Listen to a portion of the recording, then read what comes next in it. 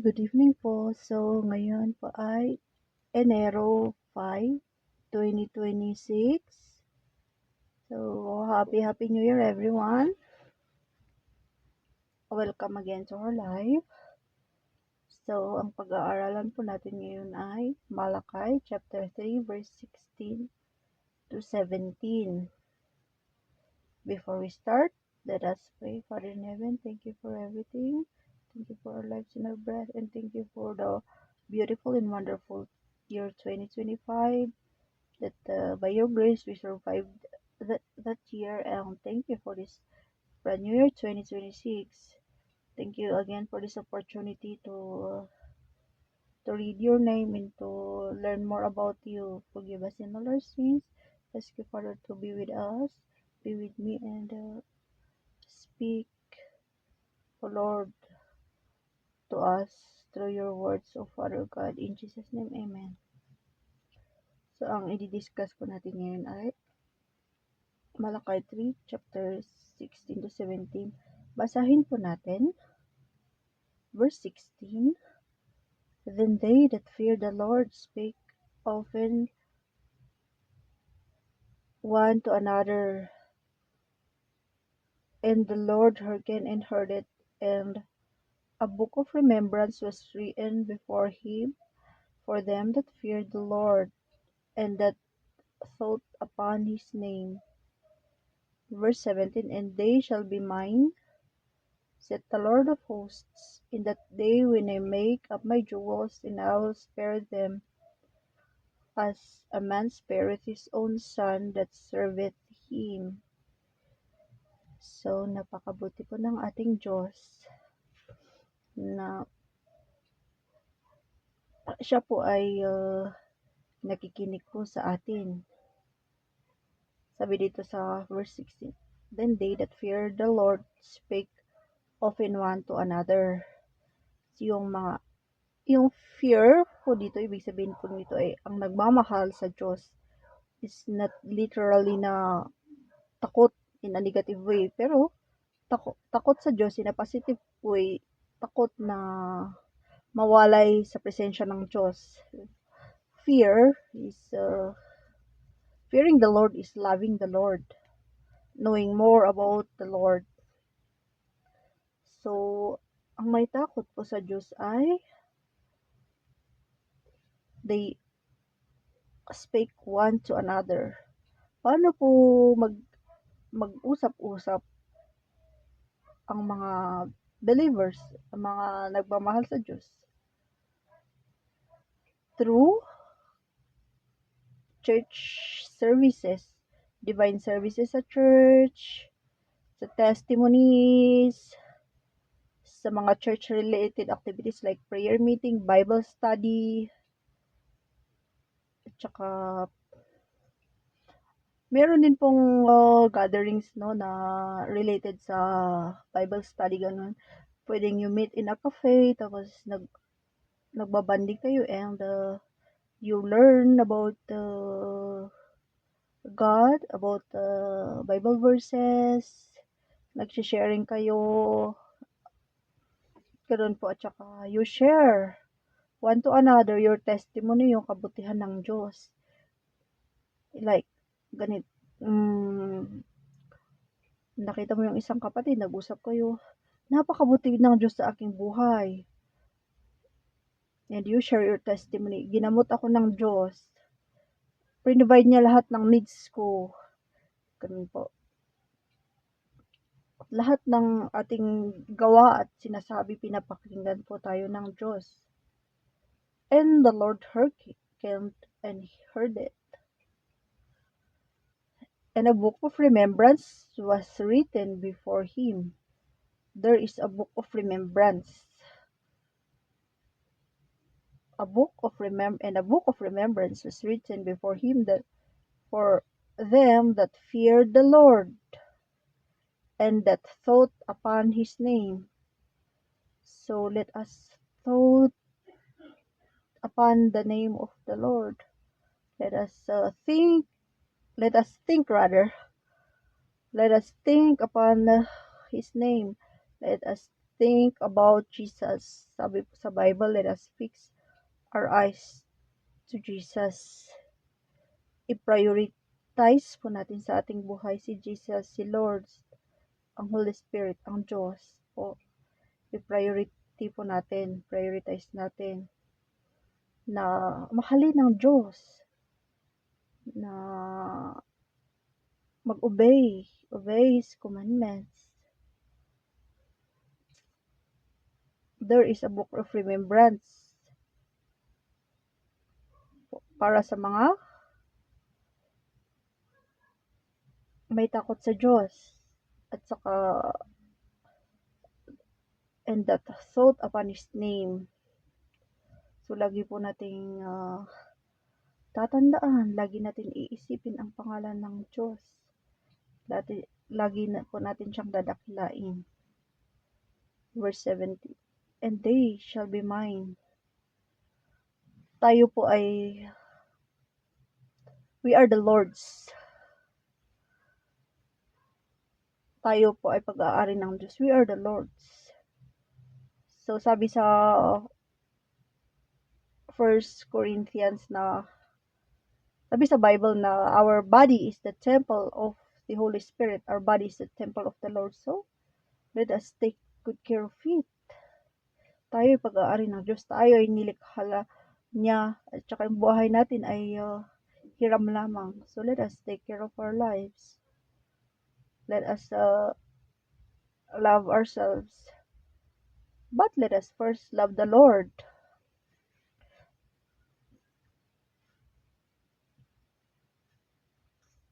And they shall be mine, saith the Lord of hosts, in that day when I make up my jewels, and I will spare them. The Lord will spare us. Ililigtas tayo ng ating Diyos. Ililigtas sa kapahamakan. Ililigtas po tayo ni Lord. There is salvation in His name. As a man spareth his own son, the Lord will spare us as a man spareth his own son. Tayo po ay mga anak ng Diyos. So tayo po bilang mga anak ng Diyos, daughters and sons of God, children of God, He spareth us. He protects us. He saves us. There is salvation in His name. There is salvation in Jesus that serveth Him. Kailangan po nating mag-serve kay Lord. Let us serve the Lord. Let us fear the Lord. Let us love the Lord. And I'll spare them as a man spareth his own son that serveth him. So tayo po ay ililigtas ng Diyos. May kaligtasan. And it's also our obligation, responsibility to serve the Lord, to love the Lord, to obey His commandments, to believe Him, to believe Jesus. So, i-relate po natin tong message ng Malakay chapter 3 verse 16 to 17 sa John chapter 3 verse 16. Basahin po natin yung John 3:16, which is the heart of the Bible. Yung pagmamahal po ng Diyos sa atin. For God so loved the world that He gave His only begotten Son, that whosoever believeth in Him should not perish, but have everlasting life. So, ganun po kadakila ang pagmamahal ng Diyos sa atin. For God so loved the world, that He gave His only begotten Son. His only begotten Son is Jesus. Binigay niya po sa atin. Si Jesus yung nag-suffer on the cross. He was crucified para po sa ating mga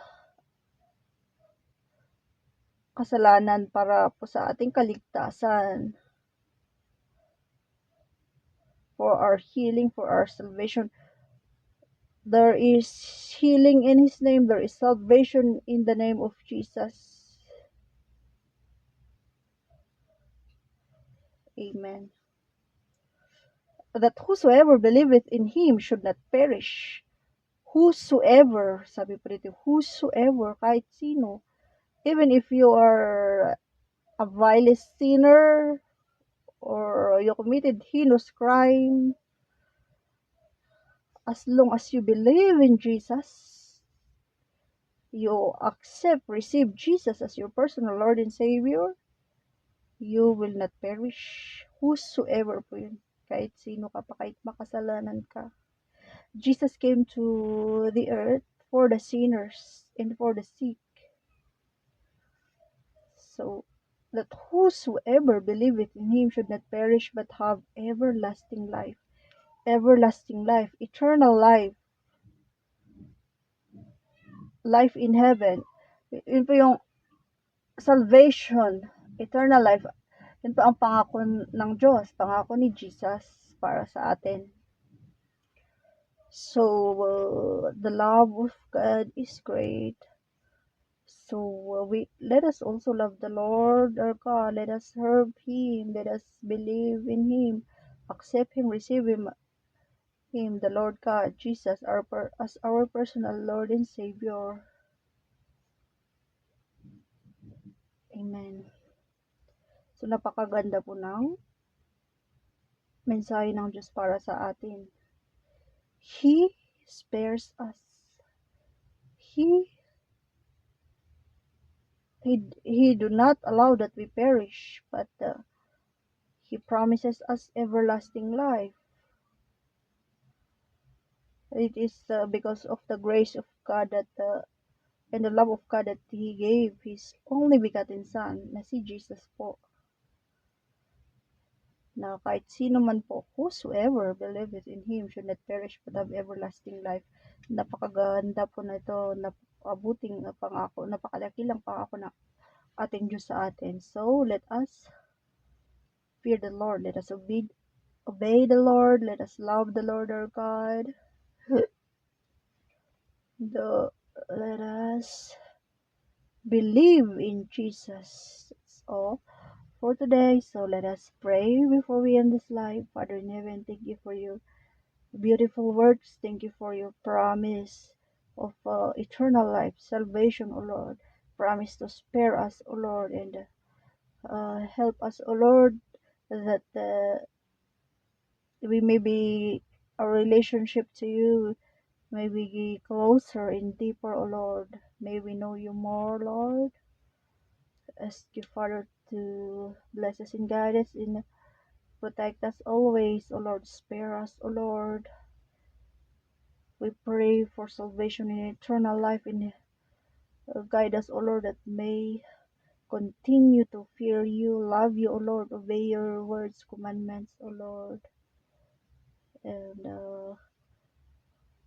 help us to be firm in that we believe in a faith in you, and you are our personal Lord and Savior, oh Jesus. Thank you for the cross, thank you for your blood, O Lord, na nabuhos sa cross para sa aming kaligtasan, for our forgiveness. We ask you, Father, to bless our whole year 2026. May it be full of victory. May it be prosperous, victorious by your grace. O Lord Jesus, help us in our daily battles. In this we ask. In the name of the Father, Son, and Holy Spirit. Amen. So have a blessed day po, brothers and sisters.